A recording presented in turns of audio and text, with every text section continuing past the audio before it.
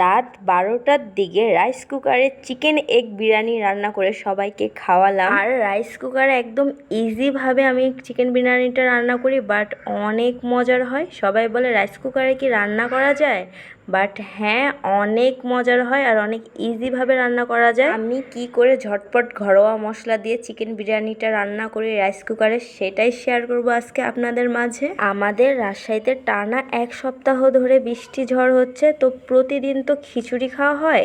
তার জন্য ভাবলাম খিচুড়ির বদলে বিরিয়ানি খাওয়া যাক। আর আমার ভাইয়াও অনেক জোর করছিল যে বিরিয়ানি খাবে। হ্যালো ভিউয়ার্স, আসসালামু আলাইকুম। সবাই কেমন আছেন? আলহামদুলিল্লাহ, আল্লাহ তাআলার রহমতে আমিও অনেকটা ভালো আছি। তো আমি ফার্স্টে কিছু আলু লম্বা লম্বা করে কেটে নিয়েছি, দিয়ে ধুয়ে এখন আমি ভাজবো আলুটাকে ভেজে নিলে কিন্তু ভালো হয়। আর বিরিয়ানিতে আলুটাই কিন্তু বেশি মজা লাগে। আর আমাদের ঘরের সবাই আলু লাভার, আলু না হলে চলেই না, তার জন্য আলুটা দিই আমরা অল্প হলেও। তো আলুটাকে আমি হলুদের গুঁড়া, মরিচের গুঁড়া, লবণ দিয়ে সুন্দর করে তেল দিয়ে ভেজে নিয়েছি, সুন্দর করে লাল লাল করে এপিট ওপিট। এবার আমি চিকেনটা রান্না করে নিব। ফার্স্টে চিকেনটা রান্না করার জন্য একটা হাঁড়ি বসিয়ে দিয়েছি, তারপর কিছু তেল দিয়ে নিয়েছি, সয়াবিন তেল, তারপর পেঁয়াজ কুচি, কাঁচামরিচ কুচি দিয়ে নিয়েছি। আমি একদম ইজিভাবে রান্না করব ঝটপট করে, যেহেতু অনেক রাত, এখন রাত 12টা বাজে।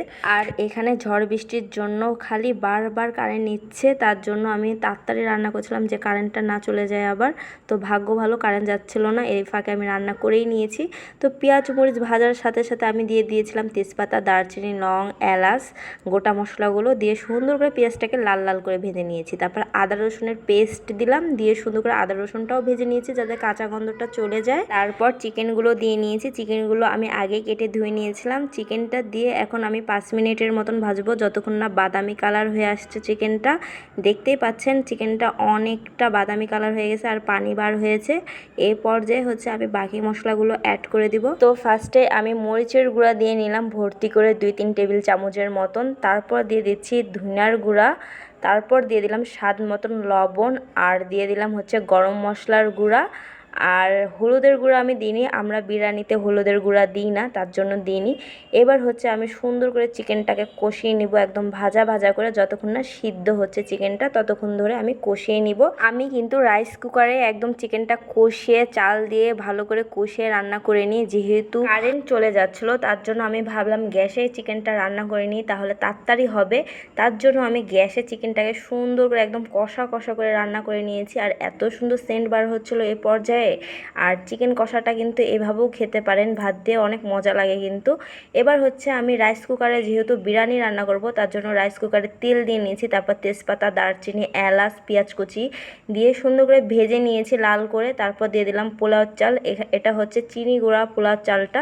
সুন্দর করে ধুয়ে আমি চালটা দিয়ে নিলাম, পানিটা ছেঁকে। এবার চালটাকে সুন্দর করে ভেজে নিব 5 মিনিটের মতন, একটু ভাজলে সুন্দর সেন্ট বার হয় পোলাওয়ের কিন্তু।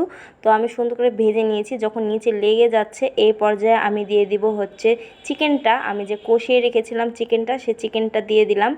দিয়ে এখন সুন্দর করে নাড়িয়ে চাড়িয়ে চালের সাথে মিশিয়ে দিব। এখন আমি আরও 5 মিনিট চিকেনটা চালের সাথে নাড়িয়ে চাড়িয়ে মিশিয়ে কষিয়ে নিব, সুন্দর করে ভাজা ভাজা করে ফেলবো, এতে মশলাটা সুন্দর করে লেগে যাবে।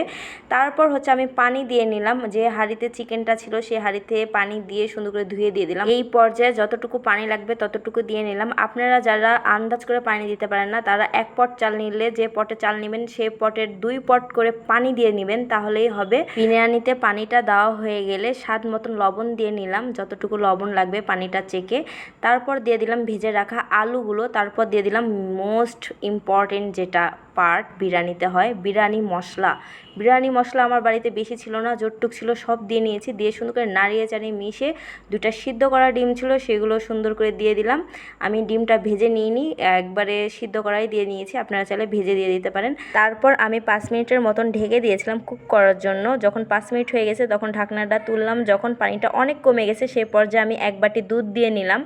তারপর দিলাম হচ্ছে পেঁয়াজ বেরেস্তা দিয়ে এখন হচ্ছে আমি ঢেকে দিব আরও 5 মিনিট কুক হওয়ার জন্য। 5 মিনিট পর আবার এসে আপনাদেরকে দেখাচ্ছি। তো 5 মিনিট হয়ে গেছে। এই পর্যায়ে হচ্ছে সুন্দর করে নাড়িয়ে চাড়িয়ে মিক্স করে দিচ্ছে আমার আম্মু, যেহেতু আমার ভয় লাগে ডিম না ভেঙে দিই, তার জন্য আম্মুকে বললাম আম্মু তুমি নাড়াচাড়া করে দাও। তো আম্মু সুন্দর করে নাড়াচাড়া করে নিচের ভাতগুলো উপরে দিয়ে সুন্দর করে চেপে দিয়ে ঢেকে দিবে। এবার 15 মিনিটের জন্য দমে রেখে দিল। আম্মু কিন্তু রাইস কুকারটা অফ করে দিয়েছে, এমনি ঢাকা দিয়ে রেখে দিলেই হয়ে যায়। তো আমাদের রান্না কমপ্লিট। রাত কিন্তু 1টা বেজে গেছে। এইভাবে রাতে কিছু রান্না করে খাওয়ার মজাই কিন্তু আলাদা পরিবারকে নিয়ে। বাহিরে ঝুমঝুম বৃষ্টি আর বাড়িতে বিরিয়ানি আর কি লাগে, তাই না? তো আমি বিরিয়ানিটা সার্ভ করে নিয়েছি আমার আম্মুর থেকে। তো এটা হচ্ছে বিরিয়ানির ফাইনাল লুক। কতটা ইয়ামি হয়েছে না দেখতে, মাশাআল্লাহ। খেতেও অনেক মজার হয়েছিল আর আমার আম্মু ভাইয়াদের তো অনেক মজার লেগেছে।